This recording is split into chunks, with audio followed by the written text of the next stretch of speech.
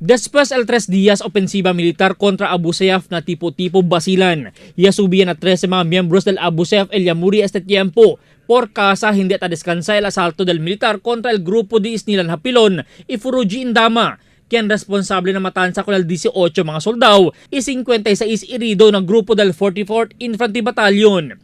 Base na report del spokesperson del Westmincom, Major Filimon Tan Iho. Base este na intel report, hasta el Abu Sayyaf leader Furuji Indama critical asigun el kondisyon este tiempo. Yaman retaliate asigun el tropa del 4th Special Forces Battalion quien designaw na basilan y el 3rd Scout Ranger Battalion.